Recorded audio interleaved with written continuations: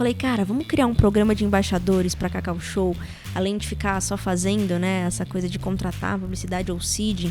E aí eu lembro que o Cauê trouxe vários insights, abraçou a ideia, falou, mano, vamos executar. Ele passou pro time, eu fui tocando com o time e a gente criou em 2000 e não faço ideia, esse programa de embaixadores da Cacau Show, que foi animal. Olhando no macro, no geral, tanto influenciador como marca, ponto positivo, virou realmente motor de crescimento de qualquer negócio. E isso é ótimo pro mercado, porque a publicidade tradicional, ela tava ficando meio obsoleta e ela não é humanizada. A gente sabe que a maior dor dos profissionais de marketing e agências, enfim, parceiros, PJ, todo mundo que trabalha na parte de publicidade, tem uma dor que é o cliente pede as coisas correndo e você tem que entregar para ontem. E às vezes o cliente até mesmo desiste depois que você já entregou.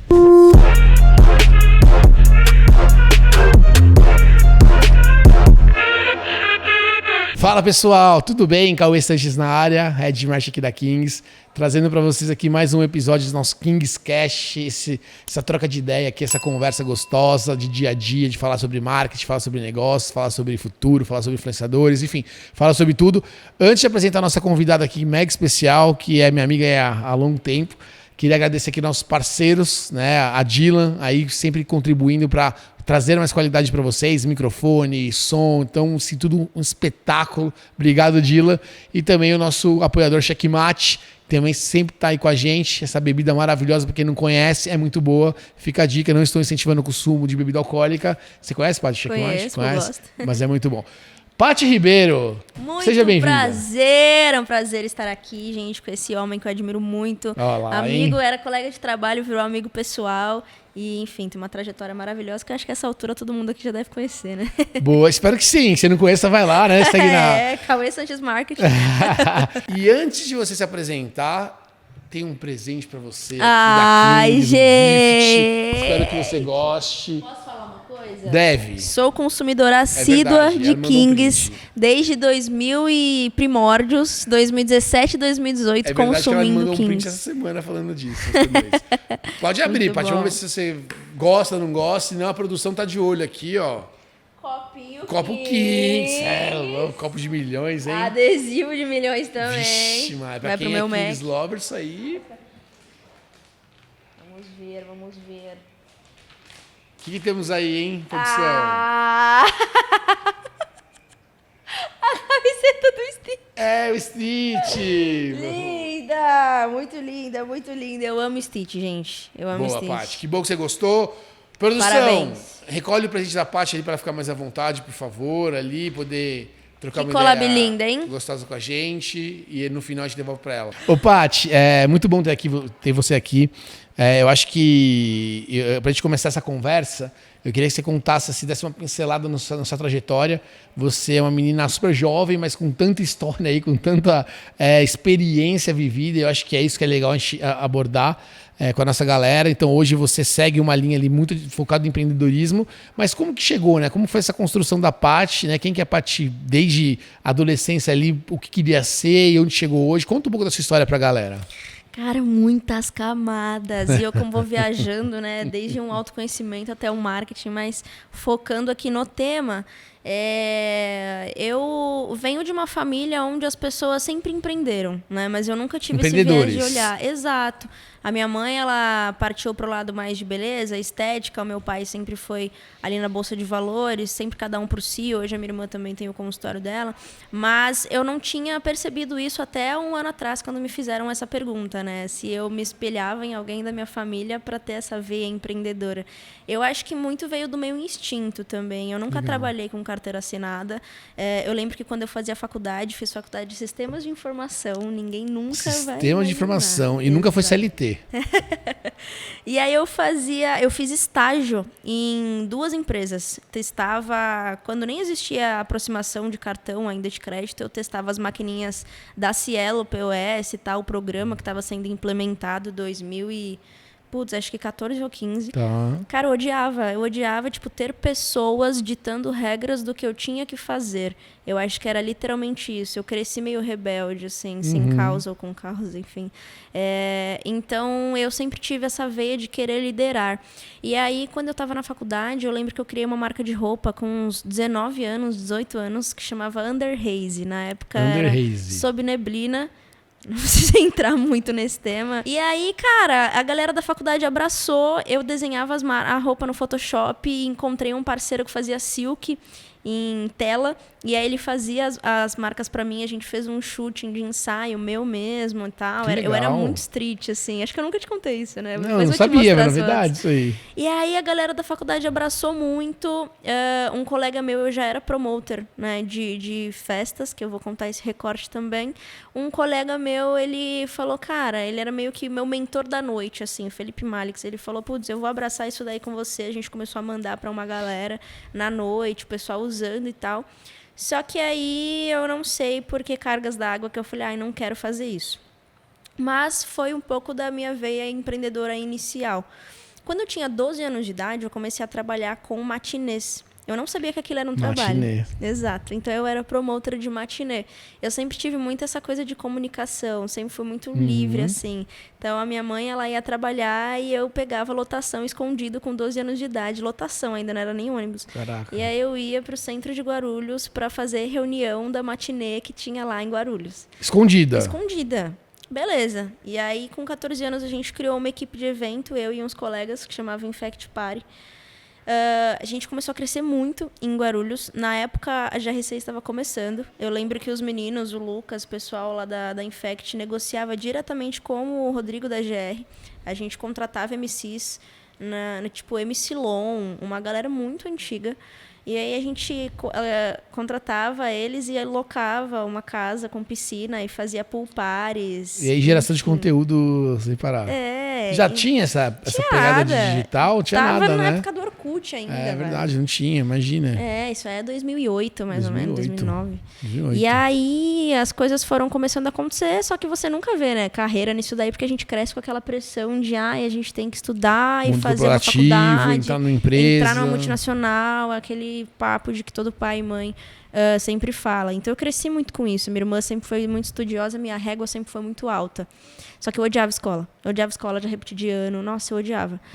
E aí, quando eu saí da escola... Os rebeldes, né? Os rebeldes geralmente são esses empreendedores, né? E aí eu saí da escola e fui pra faculdade. Fui fazer sistemas de informação, porque eu sempre gostei muito de tecnologia. E aí, em um dado momento, quando eu estava fazendo estágio, eu falei, cara, não é isso que eu quero. E no paralelo, eu entrei também na Atlética de Comunicação da faculdade. Então, a gente organizava o JUCA, né, os Jogos da Universidade de Comunicação.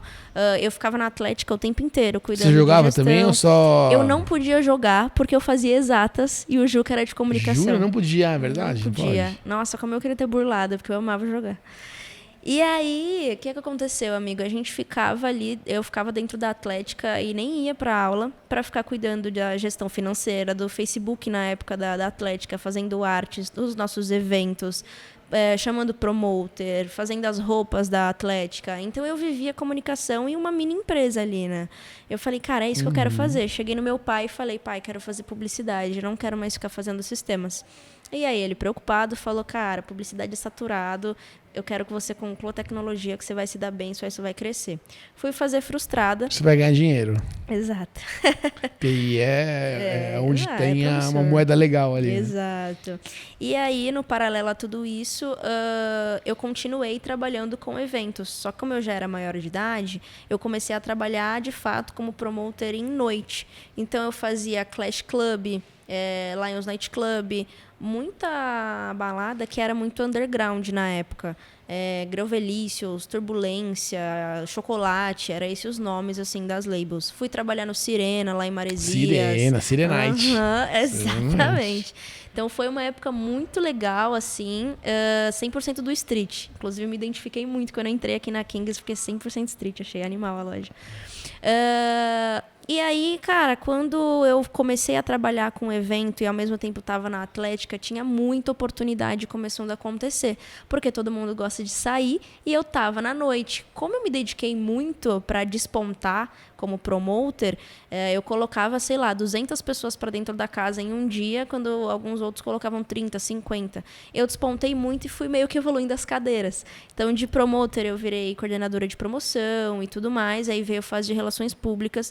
E nesse paralelo, ao mesmo tempo, eu conhecia pessoas. Quando eu identifiquei que o mercado começou a mudar, eu falei, cara, eu tenho muito network com pessoas que na época eram tipo, subcelebs, nem existia ainda esse termo de influenciadores. Gente que tava vindo do Are You The One da MTV, gente que tava saindo da era de Colírio Capricho, gente que tava no auge do Pânico na Band. Eu comecei a conhecer essa galera e ao mesmo tempo comecei a conhecer uma galera de agências tradicionais, de publicidade e fundadores de algumas startups.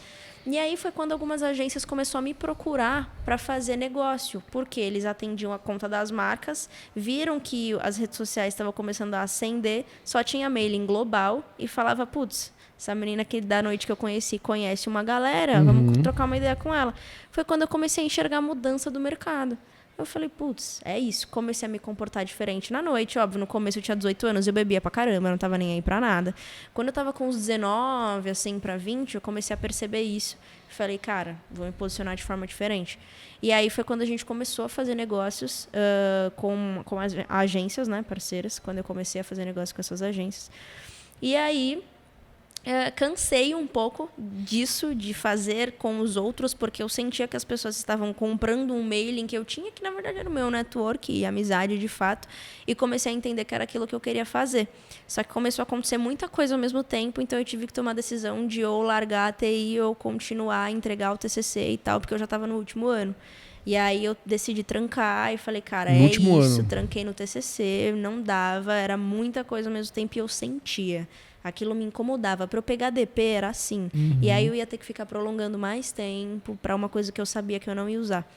E eu falei, é isso, decidi e larguei. Quando eu larguei, aí começou tudo a guinar muito, assim, para cima. Eu comecei a fazer projetos com muitas agências grandes, com muitas marcas grandes. Vamos entrar nisso aí. Vamos.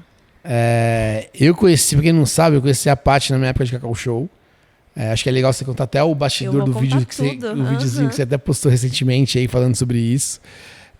E eu lembro, Paty, que isso era 2016, 2017, talvez. E marketing, influenciador, marketing de influência ainda, enfim, tava nascendo, né? E eu lembro que uma curiosidade aqui, que pra gente aprovar o trabalho com influenciadores, a gente entrou numa nuance de CPM. Custo por mil, que é uma métrica de offline, de televisão, né? Sim. E o quanto que se hoje ainda deve existir isso, mas naquela época, imagina explicar para o influenciador que a conta que a gente estava fazendo ali, do valor que ele estava cobrando, era através de um CPM e a marca precisava ter um teto ali de limite de CPM. Exato, né, era muito caótico. Era muito louco isso, né? Era muito louco isso. E isso aconteceu porque dentro da cultura da Cacau Show, e eu acho que é uma cultura super interessante essa questão de você de fato entender o investimento que você está fazendo para determinada ação, mas o CPM era um gatilho financeiro de segurança para entender que o custo de exibição do conteúdo com aquele influenciador estava dentro de uma governança financeira. Exatamente. Né? Então acho que isso foi muito legal. Eu acho que dentro do mercado aí a gente construiu uma coisa que não existia. Depois até vi influenciadores colocando até CPM, depois da época ali, no Press Kit, no Media Kit e na proposta. Mas foi uma coisa... O que você sentiu quando a gente começou a falar de CPM, falar com os influenciadores? Porque você era o nosso elo ali, né? Sim, foi muito louco, assim. Foi muito louco mesmo. Porque, como eu falei pra você, né, quando a gente bateu um papo, vocês foram a primeira marca que eu trabalhei 100% eu. Não tinha nenhuma agência intermediando, não tinha nada. Então, quando eu cansei de trabalhar com agências e abrir o meu ecossistema, foi quando a gente se conheceu, que você abriu as portas pra mim e a gente começou a... Foi o momento da House também? Foi da House também. Vou contar, essa história é muito boa de contar. Cara, o que aconteceu, né? Eu parei de trabalhar com agências parceiras, não parei, mas cansei de ser ali algo que as pessoas estavam levando mérito em cima, que acontece muito no mercado. E aí eu criei a minha agência, batendo papo com pessoas, foi apresentada ao Cauê, a gente começou a bater um papo. E aí ele me chamou para ir até a Cacau Show, na época, lá na Estrada de Itu. Chegamos lá na Meg Store, batemos muito papo. E a gente começou a fazer alguns projetos de seeding para influenciadores, né? Mandar press kit para influenciadores. E os press kits eram bem legais, né? Eram irados. Acho que eram os melhores press kits que tinha, né, desse segmento. Eu acho que são irados ganham até prêmio, hoje. teve uma que ganhou até prêmio. Não, eram surreais. Eu lembro do livro Dreams. Livro Dreams, isso aí ganhou o prêmio. Nossa, aquilo ali, gente, era lindo. Eu tenho até hoje em casa Você guardado. Lindo. E aí, eu lembro que a gente estava debatendo ali na mesa a respeito de projetos. Eu falei, cara, vamos criar um programa de embaixadores para Cacau Show, além de ficar só fazendo, né, essa coisa de contratar publicidade ou seeding. E aí eu lembro que o Cauê trouxe vários insights, abraçou a ideia, falou, mano, vamos executar. Ele passou pro time, eu fui tocando com o time e a gente criou em 2000 e não faço ideia, esse programa de embaixadores da Cacau Show, que foi animal. Ô, Paty, tem um ponto interessante de mencionar, cara, que tava lembrando, que essa questão do press kit de Dreams. Dreams, pra quem não sabe, era uma linha nova de chocolate, de tablete, que a Cacau Show tava lançando, e eram, se não me engano, 6 ou 7 sabores, e cada sabor a gente fez um livro no press kit. Era um press kit, era um box, e tinha um livro referente a cada sabor. Né? Óbvio que o livro era capa falsa, com o tablete dentro, tinha uma história ali, beleza. E muito engraçado, porque a gente fez o press kit, e na Cacau Show a gente era muito rigoroso na questão de press kit. E quando a gente fez esse press kit, eu lembro que um dos indicadores de sucesso do press kit foi: esse press kit virou um item de decoração da sala do Alexandre Costa. Então, assim, olha o corte bom aí, ó.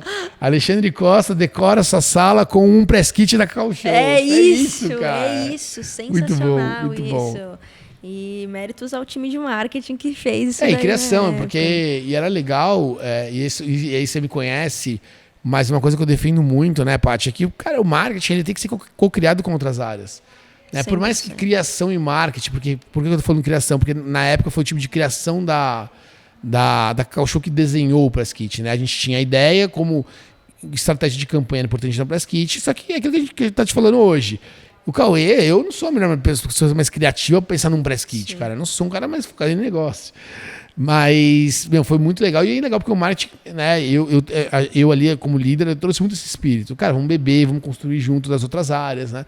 E aí o resultado dele é muito bom. Quando você constrói em equipe, o resultado acaba fluindo de uma maneira, acho que muito mais fácil, né? Mas aí, me conta. E aí, entramos nessa loucura de fechar você sozinha ali, montando squad. A gente começou com um trabalho de press kit. E aí chegou numa house. E aí a gente chegou na house. Mas só fazendo um disclaimer de algo que você falou, que eu acho muito interessante a gente colocar aqui para quem está assistindo, que é o seguinte: eu acho que o empreendedor e todas as pessoas ali, diretores de cada setor, tem que entender que marketing significa estudo mercadológico. Perfeito. E se você olha para o negócio, o marketing precisa se conectar com todas as áreas. Área de produto, área de vendas, toda, financeira inclusive, porque o marketing traz o estudo mercadológico, o estudo do mercado. Então, a marca, ela tem que olhar para o negócio como um todo e tem que ter esse alinhamento de comunicação, né? Então, de fato, isso é muito interessante. Inclusive, teve um insight que você mesmo me trouxe com relação a isso, e você nem sabe, que você falou para mim quando você estava lá comigo na outra gravação, que não lembro qual foi, eu acho que foi o Alê, que chegou em você e falou: e aí, Cauê, seu desafio é você fazer todas as áreas da empresa aceitarem e gostarem do marketing e verem que o marketing é importante. Então, isso é muito fundamental. Isso é muito louco, né? Porque você é promovido, aí, né, o CEO te chama e fala: sabe qual que é o seu primeiro desafio? Você pensa, putz, é fazer uma campanha, vender mais na Páscoa, vender mais na Natal. Você pensa, não, é fazer com que as pessoas internas, seus pares e o C-Level na diretoria entendam o papel do marketing, a importância do marketing no negócio. Cara, que loucura isso. Isso mexeu muito. E eu acho que isso me formou muito essa veia, Paty, desse cuidado de o marketing entregar resultado. Né? Então, hoje, se alguém me perguntar de qual é o entregável hoje da minha cadeira, eu tenho na ponta da língua. Entendeu? Eu não vou titubear. Então, acho que isso é importante para a gente, inclusive, trabalhar com a audiência aqui que gosta de marketing, trabalhando para dentro de marketing. Eu acho que isso ele vale para várias disciplinas, várias competências, mas no marketing em si eu vejo uma lacuna muito grande com essa falta de resultado.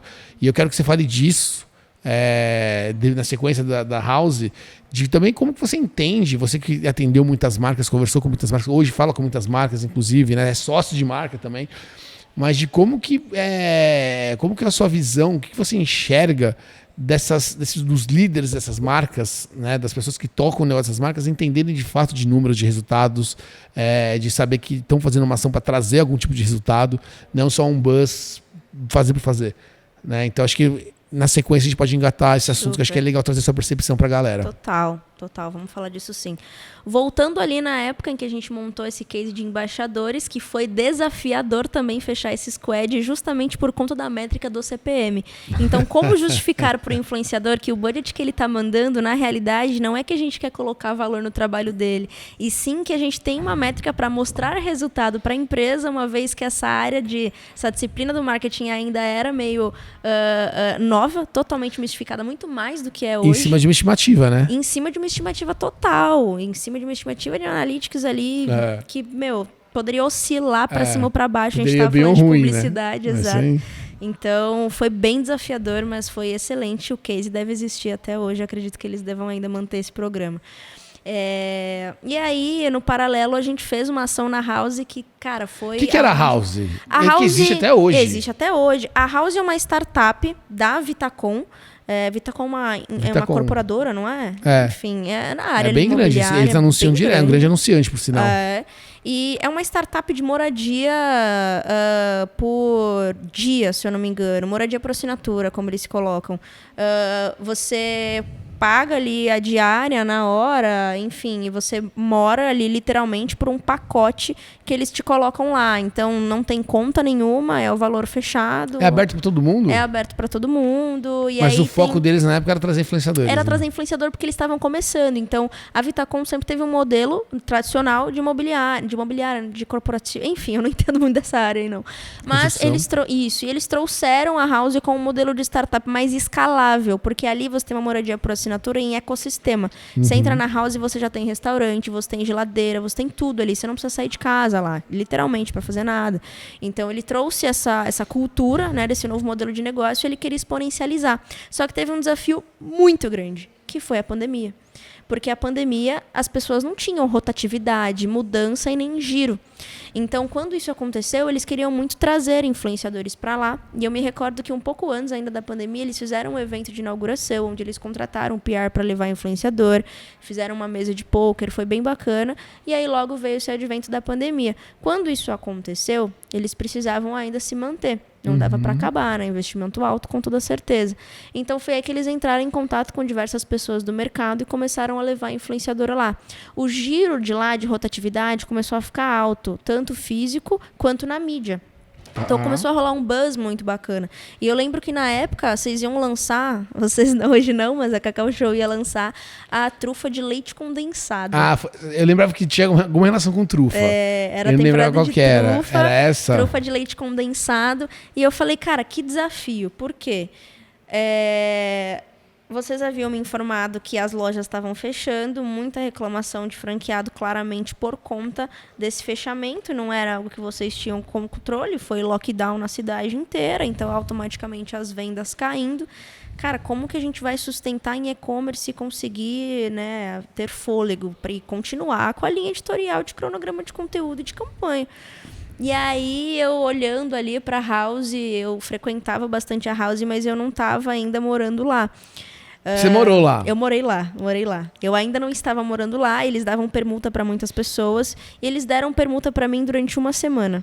Nessa uma semana, eu virei noites e noites quando eu identifiquei a oportunidade de fazer o lançamento da trufa da Cacau Show dentro da House, porque eu queria provar o meu valor para a House, morar lá de graça e, ao mesmo tempo, conseguir emplacar uma campanha com vocês na época e criar realmente um resultado bacana. E deu certo? E deu certo demais. Foi a minha primeira campanha 100% feita por mim, digital cross, né, do on e do off. A gente fez um press kit irado, como sempre, mandamos para todos os moradores. Qual que era o press kit, você lembra? Cara, era uma caixinha, amigo, caixinha não, caixa, que você puxava e ela meio que abria, assim, e tinha muitas trufas dentro e uma cartinha no final. E a gente colocou a vending machine no hall da house. Isso, eu lembro disso aí Toda também. pessoa que passava lá podia comer uma trufa e fazer um conteúdo, era open trufa. Open trufa e tablete também, não era essa trufa? Eu acho que era só trufa. Porque a gente pegou o festival de trufa. Foi festival de trufa. Porque eu acho que a trufa de leite condensado, ela veio pra ser a estrela do festival de trufa. Foi isso mesmo. Puta, que legal. E aí a gente fez um shooting com o pessoal do The Circle, que tava lá na house. The Circle era aquele reality que tava em alta na época, que as pessoas ficavam presas e tal. E, saiu em imprensa, foi bem bacana essa campanha. A gente contratou influenciadores também, acho que Gustavo Rocha, galera, E a narrativa, acho que era cada sabor um momento diferente, porque sabor e cor tinha representação emocional. Sim. Enfim, foi muito bacana. Muito cara, bacana. E você falando assim, Paty, eu me lembro desses cases, que eu não lembrava desses cases. Né? Acho que a minha trajetória é tão densa, tão corrida, tanta coisa acontecendo, que você acaba esquecendo. Super. E é muito gostoso se lembrar disso, né? Tipo, como que a gente fazia as coisas ali de fato estratégica, no mundo de influenciadores que estava começando. Né? Tipo, não existia, acho que 10% dos influenciadores que existem hoje.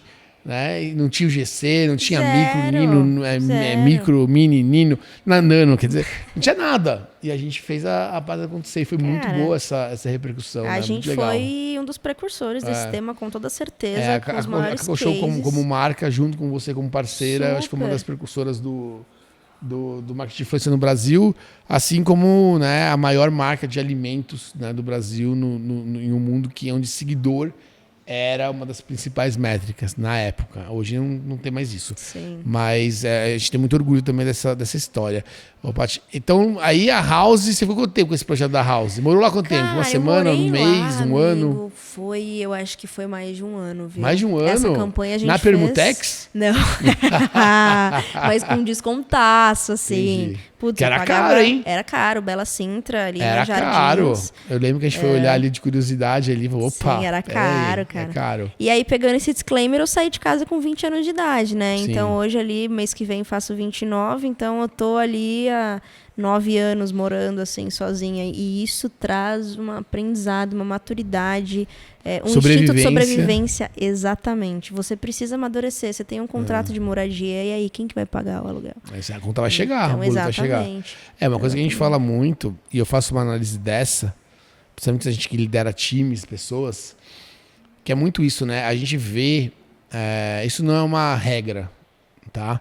Mas eu vejo um comportamento frequente de quando a pessoa ela tem uma condição de morar com o pai, morar com a mãe, morar com o irmão, enfim, dela não ser ali a pessoa que necessita colocar a verba em casa, que a questão da responsabilidade muda. A zona de conforto 100%. A zona de conforto muda. Isso eu estou falando do dia a dia profissional, né? Do fundo pessoal. Profissional. Você vê que uma pessoa, você precisa trabalhar, precisa colocar o leite em casa, ela precisa pagar o aluguel. Ela, assim, o trabalho para ela é uma coisa de louco. Agora, para outra pessoa, não, de novo, isso não é uma regra. Né? Mas eu estou falando isso em cima de um convívio, de uma gestão dos meus mais de 10 anos liderando pessoas, que eu já senti isso, cara. É muito diferente. Você consegue notar. Né? E, de novo, não é que a pessoa que tem uma condição dessa ela é menos comprometida, não é sobre isso. Mas eu sinto um comportamento da necessidade de fazer por conta da sobrevivência. É do ser humano, é intuitivo, é instintivo. Então você sobreviveu mais de um ano na House. Foi mais de um ano na House. Depois eu fui morar no Rio de Janeiro, porque aí a pandemia... Rio de Janeiro. Muito. E você fez o que lá no Rio, de projeto? Cara, foi difícil porque pandemia, e desculpa, eu sou apaixonada pelo Rio de Janeiro, mas o carioca para trabalhar é um inferno. A galera só quer ficar na praia. Mas eu lembro que eu tentei fazer um projeto muito bacana, que por conta deles não rolou na época. Mas eu fiquei muito próxima do pessoal do Almirante Rocinha. E era um bar, assim, turístico, muito bacana mesmo.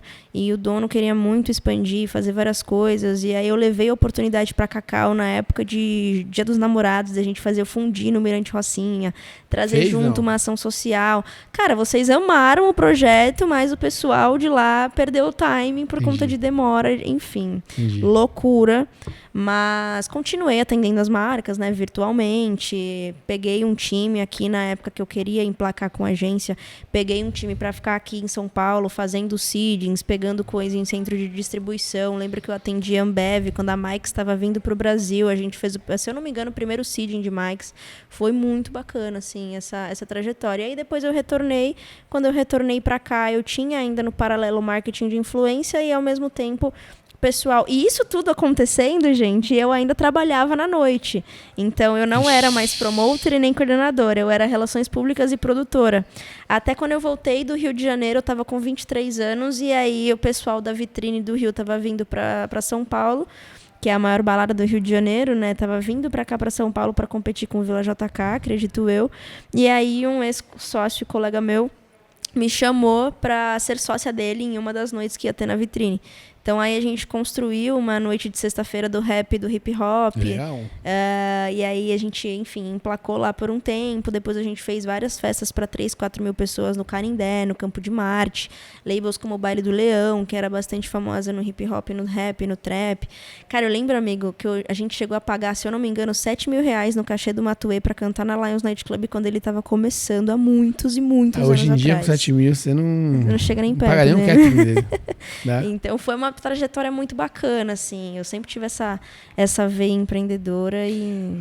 Ô, Paty, antes da gente continuar nessa trajetória aqui, tem bastante coisa pra gente falar ainda, mas eu queria fazer uma pergunta para você, já agora como estratégica geral.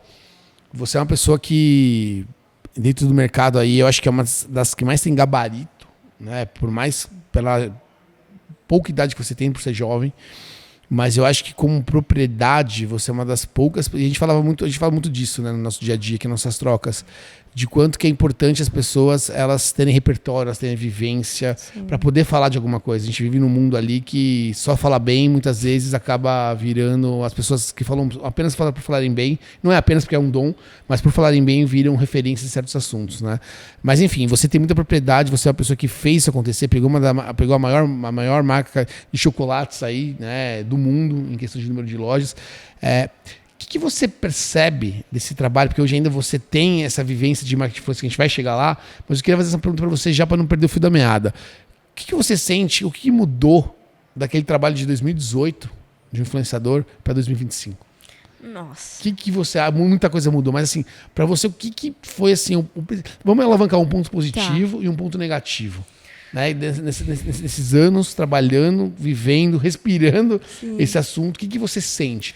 E se você quiser, a gente pode olhar por visão influenciador e visão marca. Tá. Olhando no macro, no geral, tanto influenciador como marca, ponto positivo, virou realmente motor de crescimento de qualquer negócio. E isso é ótimo para o mercado, porque a publicidade tradicional ela estava ficando meio obsoleta. Perfeito. E ela não é humanizada. Né? Então você está me falando que trabalhar com influenciadores hoje é praticamente vital para uma marca. É vital. E aí tem um ponto aqui que eu quero tocar, Paty, que é importante para a audiência, independentemente do formato da sua indústria. Porque o que eu vejo? Muita empresa de B2B, que é aquela empresa que não vende para o consumidor final, vende para uma outra empresa, que aí sim chega no final. Eu não preciso trabalhar com influenciador, eu não preciso fazer conteúdo. Precisa. Tudo existe oportunidade, de novo, respeitando ali o seu posicionamento, a sua estratégia, os seus pilares, enfim. Mas... então hoje é vital para uma marca ter uma marca de influência. Inclusive utilizando esse exemplo de B2B que você falou. Como que esse cara vai vender para o B2B na ponta se quem está na ponta do B2B não conhece ele? E eu estava lendo uma pesquisa que para 2026 vai vir muito forte essa questão do influenciador ser utilizado, né, de novo, respeitando todo o ecossistema, mas não ficar um negócio forçado. Mas um canal de review, uma persona de review do produto, de mostrar aquele produto na prática. Isso é muito legal. Isso é algo que é interessante. Porque o review hoje, como as pessoas trabalham, as marcas trabalham, geralmente, você pega lá o comentário numa ficha do Google, num post do Instagram, e você fala, o review tá aqui.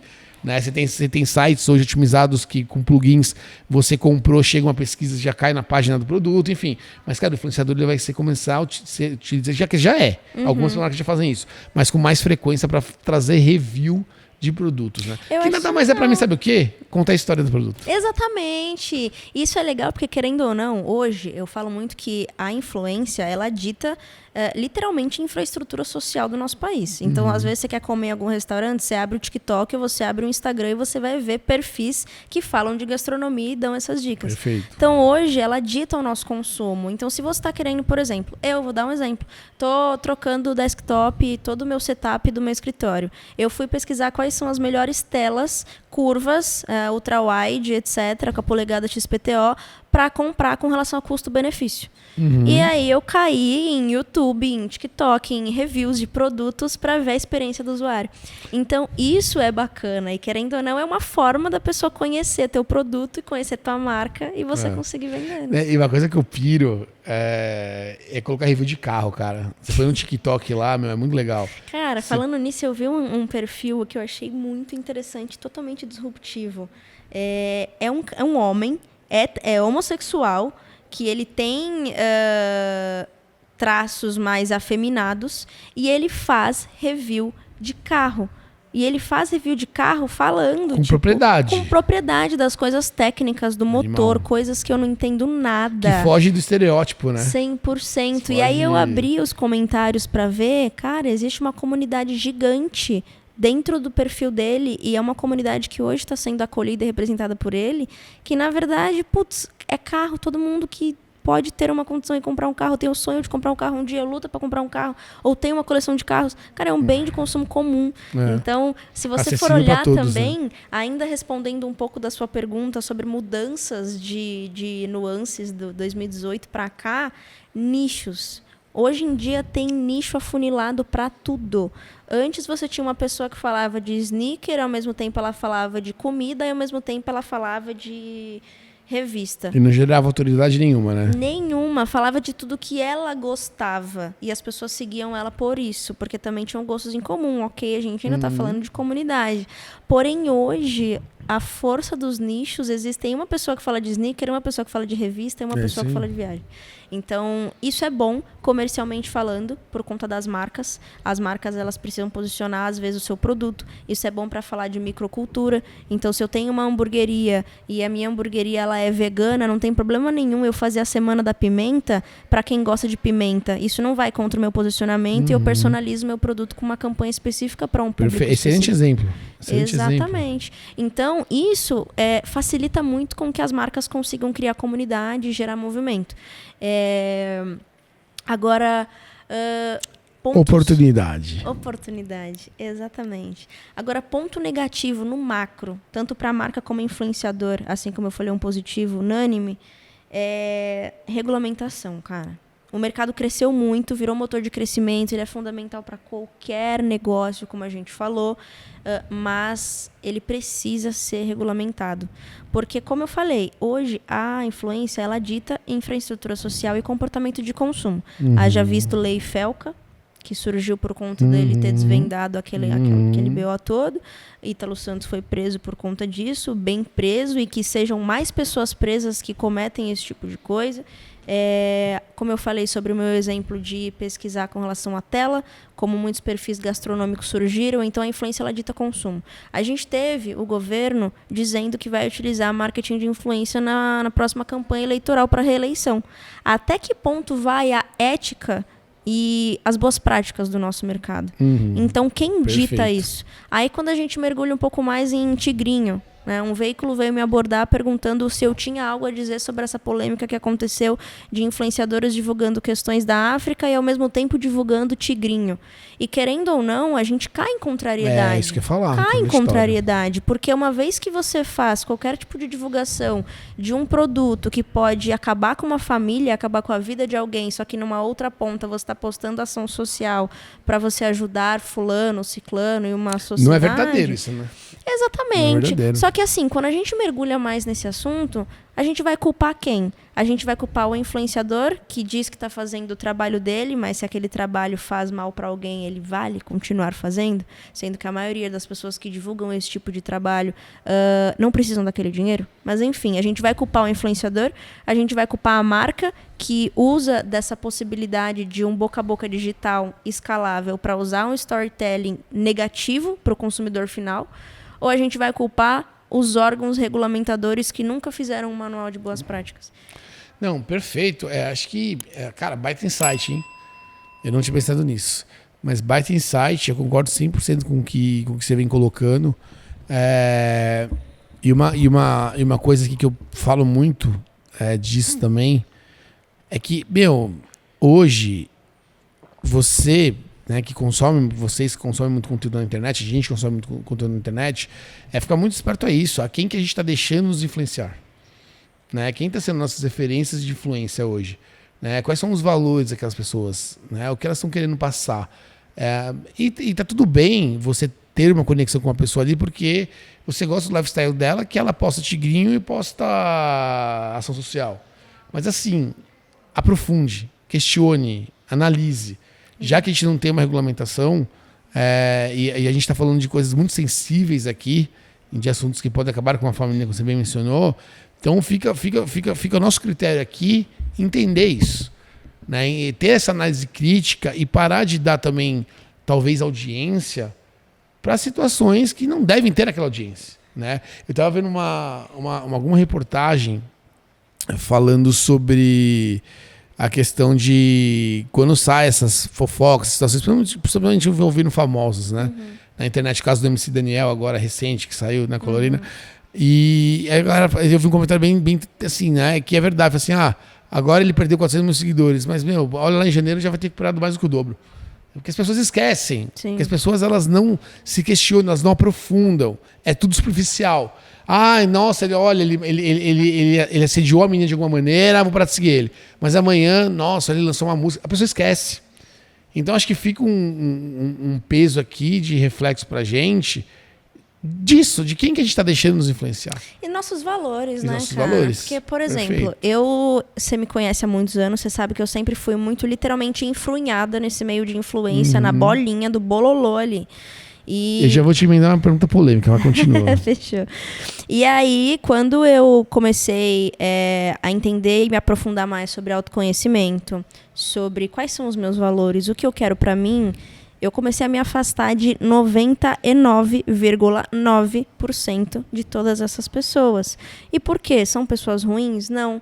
Mas, cara, as pessoas acham que dentro do mundo da internet só existe glamour e que tudo que as pessoas postam é a realidade. É o mundo de Alice, né? Cara, as pessoas falam mal uma das outras o tempo inteiro e andam junto. As pessoas são, literalmente, não é politicagem, é oportunista e interesseiras. Não existe coisa real ali dentro.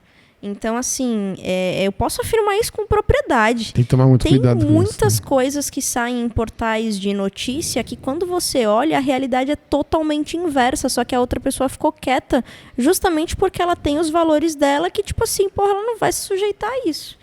Então, essas coisas são muito complicadas e hoje, quando a gente vai em qualquer lugar, em comunidade ou até mesmo numa escola de playboy e você pergunta para as crianças o que eles querem ser, ninguém mais quer ser médico ou jogador de futebol. Poucos querem ser jogador de futebol ainda. A maioria quer ser influenciador. Porque a internet, ela vende na escala esse glamour que, na verdade, ele é fake. Tem a pesquisa que mostra isso, né? Exatamente. Então, eu peguei esse gancho por conta do que você falou de disseminar informação. Por conta da internet, a gente cai em muito fake news. Então, a gente precisa alinhar realmente os nossos valores e aprofundar nas coisas. Cara, eu sou amiga de um monte de gente que é dona de Instagram de fofoca, dos gossip da vida. Eu não sigo mais nenhum. Porque eu tava me alimentando da vida do outro. O que a vida do outro me interessa? Vai acrescentar quanto na minha conta? Porque eu preciso sobreviver. E aí? Isso, então, o meu tempo hoje ele é muito valioso, velho. Ô, Paty, muito bom. Deixa eu fazer uma pergunta dessa sua experiência com influenciadores aí, envolvendo marca, influenciadores. Qual que foi a situação mais absurda que você passou?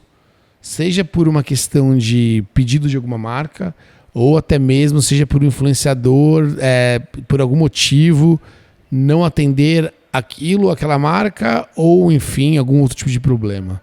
Qual foi essa situação bem constrangedora? Como marca. Constrangedora. Cara, teve uma situação... Eu tenho várias. Ai, muito bom. Mas me Teve conta. uma que eu não lembro se você tava na Cacau ainda. Mas que, assim, foi constrangedora, mas eu rachei o bico, na verdade. Não foi algo que Pelo menos gerou humor. E humor gera entretenimento e engajamento. Cara, Bela Fernandes. Adoro ela, Lembro da Bela amiga. Fernandes, SBT. Exato. Tá no SBT ainda ou não? Ai, eu Mas acho na época ela tava. Tá. Ela é Era atriz, da SBT. deve estar. Entregava excelentes números. Realmente, ela tinha muitos resultados. Só que ela não gosta de panetone. E aí, ela era embaixadora da marca. E a gente tava em época de Natal. Cara, natural que a embaixadora falasse o começo do panetone. eu queria muito ter esse vídeo ainda, mas eu acho que eu não tenho. Ela mandou o vídeo para aprovação. Eu tava na correria, também foi um erro meu. Tava na correria, mandei pra galera aprovar. A galera viu também na correria, que foi aonde eu vi que o time não tava fazendo as coisas da maneira correta. Me encaminharam, falaram que tava tudo bem, e eu encaminhei na época pro Vitor. O Vitor da Cacau. Grande Vitor Costa, um abraço pra ele. Um beijo pra ele. Tá lá até hoje. Tá até hoje. E aí, ele retornou com pontos de interrogação no grupo. E aí eu falei, ué, o que aconteceu? Aí eu perguntei o que houve. Ele falou, você viu o final do vídeo? Eu abri o vídeo, quando eu vi o final do vídeo, ela terminou de falar, ai, olha, que delícia, mordeu. Quando terminou o vídeo, ela tirou, cuspiu e falou, nossa, odeio panetone. Eu lembro disso. Se soltar um palavrão. Nossa, foi assim... E por que isso foi parar no vídeo? Tem que ter cortado antes, né? Exato. Puta falha do time de não ter visto isso. Falha minha também. E falha da Bela de não ter visto também. E isso aí, Paty, é muito bom. E vai com uma situação que eu quero ilustrar também. É uma situação até que nem a gente tá falando do viral, do meu maior viral nas redes sociais, é sobre esse tema, né? Esse caso. Mas é sobre verdade. É o que a gente tá falando. Cara, não é porque a pessoa... Tá tudo bem, você tá contratando a pessoa ser embaixadora por quê? É pra falar de chocolate, não é pra falar de panetone. Panetone seria se ela fosse contratada esporadicamente, de maneira sazonal, né? De maneira sazonal, pra falar daquilo. Aí não tem sentido. O que foi errado foi a gente ter colocado um panetone, por ela ser embaixadora, a gente entender que ela precisava comer o produto. Talvez não precise ter comido, só falado, contado as novidades. Porque você contar a novidade de produto não significa que você consome. A partir do momento que você come, é indulgência. Exato. Então você já está falando para a pessoa que você come. E comigo aconteceu na Cacau Show também. Campanha de Páscoa, a gente fechou com o Michel Teló e com a Thaís Versosa. E, campanha e o filme, a campanha ali tinham 3 filmes, né? E uma coisa que a Cacau Show pega muito forte é infantil. Ovo infantil. E a gente tinha um filme com ele só de infantil. Beleza, a gente veiculando e tal. Semana da Páscoa chega um franqueado, né? Os franqueados sempre também ajudavam a gente a ser o radar da internet. Reportagem pra UOL, Thaís Versosa falando que nesse ano eu não vou dar chocolate pros meus filhos, um ovo de Páscoa, porque chocolate, falando mal. Aí você fala, caramba, cara, tudo bem, eu entendo que foi um deslize, tá? Porque conhecendo a Thaís, o Michel Teló, eles são super íntegros, super do bem. Mas foi um deslize. E, cara, e o ponto é... Paty, uma pergunta pra você em cima disso. Como que você pode fazer para mitigar isso? E eu vou ilustrar com o caso atual do Orochinho, que o Pedrinho, nosso filmmaker aqui, me trouxe. Você viu esse caso do Orochinho? Não vi. Que ele foi contratado pelo... Foi Free Fire ou... Fortnite. Foi contratado pelo Fortnite para simplesmente entrar na live e ficar algumas horas jogando. Ele ia receber uma bagatela de 40 mil reais. 40? 80? 80 mil reais. 80 mil reais para jogar algumas horas de Fortnite. Só que, por um descuido, ele compartilhou em uma live um documento confidencial do Fortnite, onde era um programa de briefing no documento da campanha. E com isso, o Fortnite cancelou a participação dele. Então, assim, e aí o ponto é, porque a gente estava discutindo isso, e no âmbito raso da análise, beleza, cancelou. Só que, para uma marca... olhando para a marca, a marca pensou no nome, fez uma estratégia econômica, que a gente pensa que isso foi feito, que eu acredito que sim. Mas você pensou no nome, você escolheu um mail, você deu um briefing, talvez tenha uma construção de storytelling ali, com outras partes de campanha, e simplesmente cancelar por um erro, assim, por um vacilo, para a marca é muito ruim. Mas como que mitiga isso? Como você enxerga? Dá para mitigar? Não dá para mitigar? É contrato, não é contrato? É parceria do influenciador? Como que você enxerga? Amigo, isso é um tema extremamente sensível e importante. Por que sensível? Porque a gente está falando de pessoas. Isso aí. É Então, quando a gente falava de mídia digital tradicional, que na verdade não era digital, falei errado, mídia tradicional, quando a gente fala de televisão ou veículo impresso, é uma coisa, né? As pessoas estão personificando uma propaganda ali. Agora, quando a gente fala literalmente de um reality na vida real, 24 horas postando story, cara, se você acompanha fielmente, você tem uma comunidade engajada e você acompanha fielmente tudo aquilo que a pessoa que você segue faz, você sabe se ela gosta de chocolate, se ela joga Fortnite, você sabe tudo sobre ela.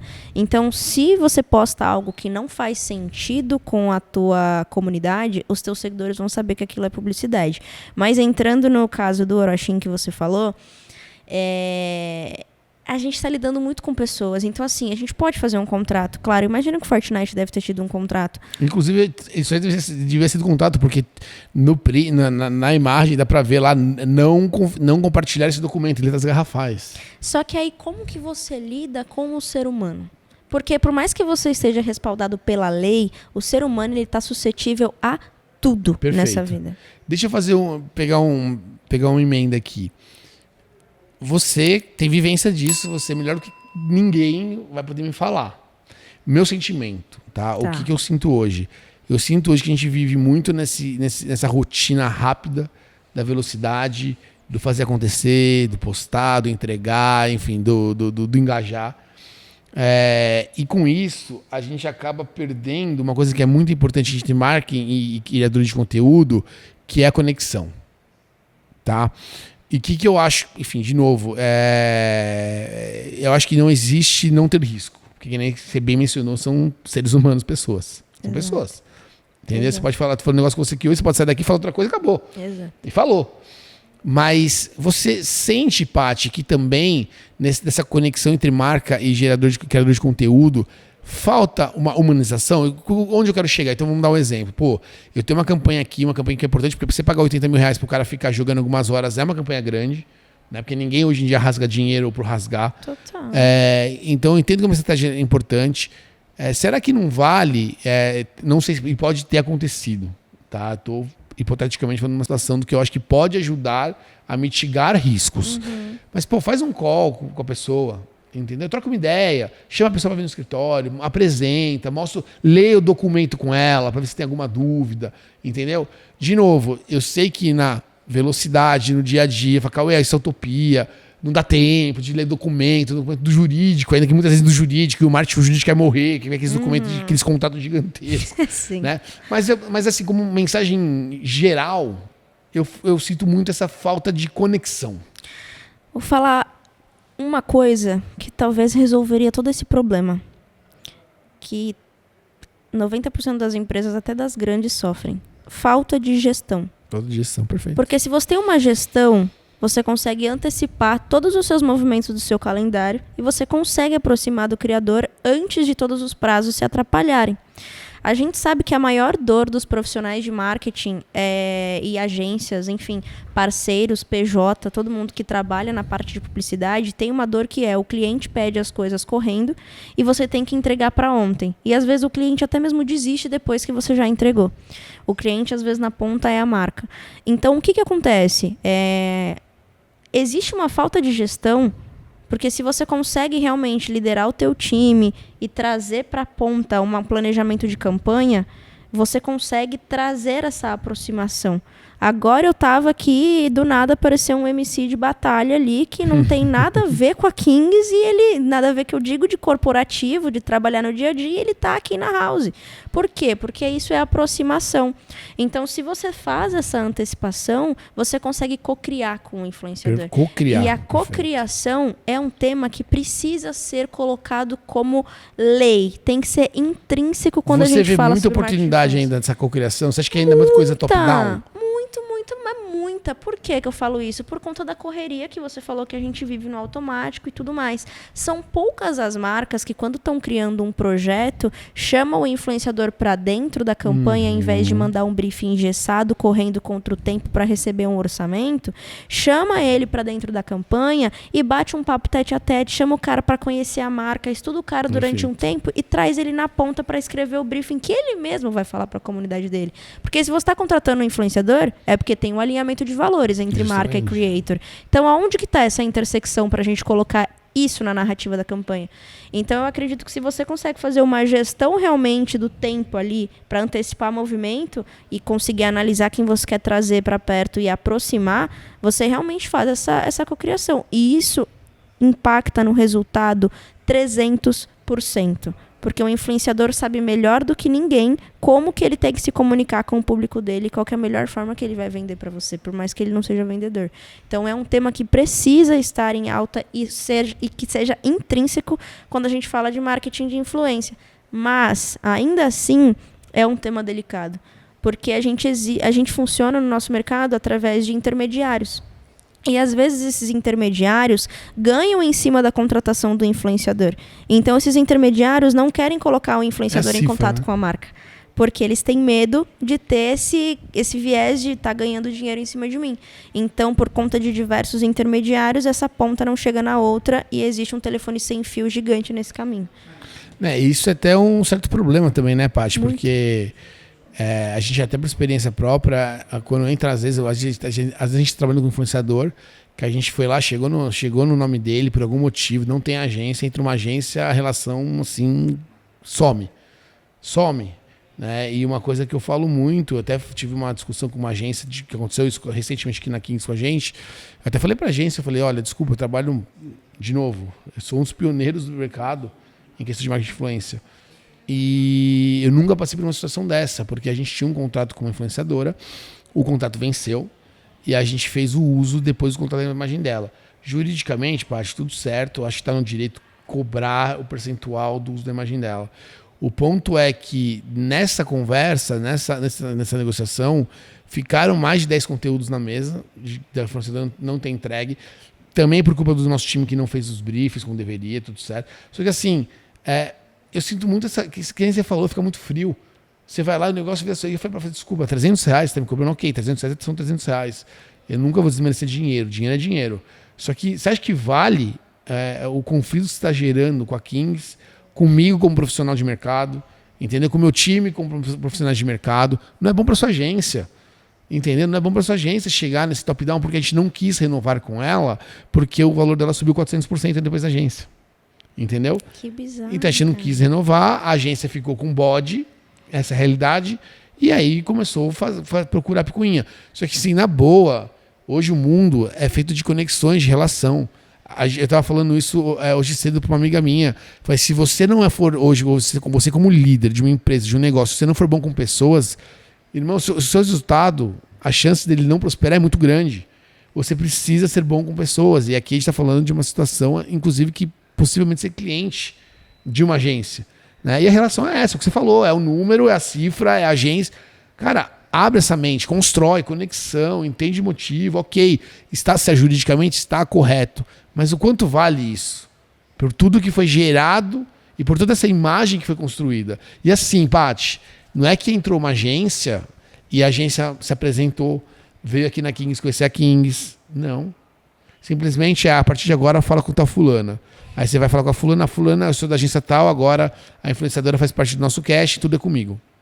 Cara, você não procurou entender, vir conhecer, podemos ir aí, a gente está com um projeto novo, né? Agora, e eu acho que é natural, até os influenciadores que começam a ter sucesso, ter uma agência ali para ajudar nessa administração do tempo, sim, enfim, de abrir portas, acho que é natural, tudo certo. Só que tome cuidado, tanto os influenciadores com quem está te agenciando, como o Marcos. Tem uma grande influenciadora que eu gosto muito dela. Ela foi um grande case em Cacau Show Chile, você já vai saber quem é. Uhum. Mas assim, na última vez que eu tentei contato com ela, que foi quando eu estava na Braé, eu não consegui resposta da assessora dela. Resposta. Te entendo. Resposta.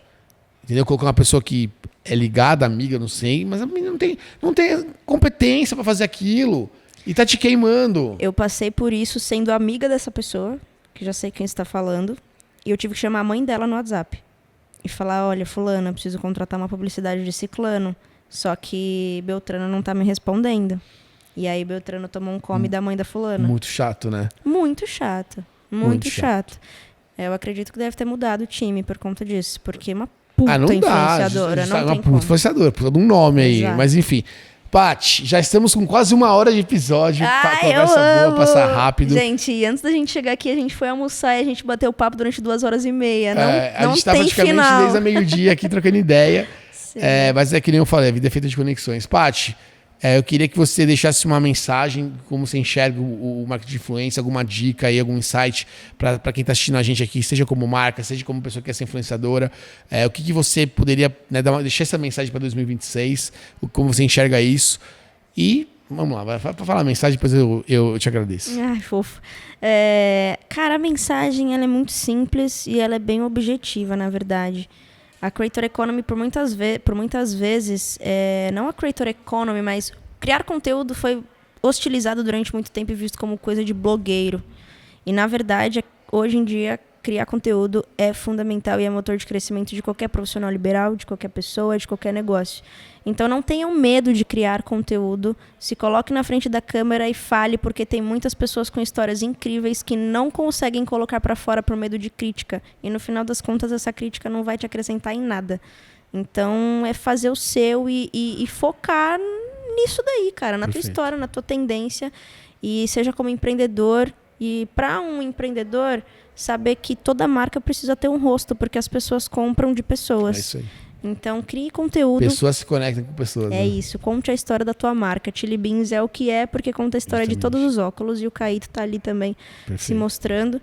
Só um exemplo, mas é isso, cara. Boa. Paty, obrigado pela participação. Eu que agradeço. Conversa boa, muitos insights. A Paty aí é uma guerreira, menina jovem, under 30. Mas com tanta história legal, com toda essa forma de empreendedorismo. A gente troca muita ideia sobre isso, sobre cabeça. Onde a galera te encontra nas redes sociais? @PatyRibeiro com 2 T's e Y em todas as minhas redes sociais. Somente no LinkedIn, que é Patrícia Ribeiro Marketing. E acredito que é isso. Tem muitos projetos aí que em breve a gente vai comunicar também. Tô mudando meu @ inclusive, para me desconectar desse Paty Ribeiro e me tornar a Patrícia, mas como não mudei ainda é esse. Continuem lá no Paty Ribeiro. Tá. E se por um acaso o episódio, quando for pro ar, tiver mudado já... Patrícia Ribeiro SN. Patrícia Ribeiro SN. Paty, obrigado mais uma vez. Tamo junto, sucesso para 2026. Esse ano, esse episódio vai ser em 2026, esse ano para nós. Galera, obrigado mais uma vez por vocês acompanharem até aqui esse episódio, mas essa troca de ideia bem gostosa, fluida, com insights, com case de vida real, que a gente não fica fantasiando, trazendo coisa que, iludindo, ilusão, não, aqui é vida prática, é dia a dia. Então, obrigado, Checkmate, obrigado pela Dylan. Esse aqui foi o nosso último episódio neste formato aqui. Então, ano que vem, o KingsCast ele volta com uma cara nova, trazendo mais experiência, uma coisa diferente para vocês. Beleza? Tamo junto. Deixa aqui o comentário, fala se você gostou do episódio, quem que você quer que a gente traga. Beleza? Valeu, a gente se vê. Valeu.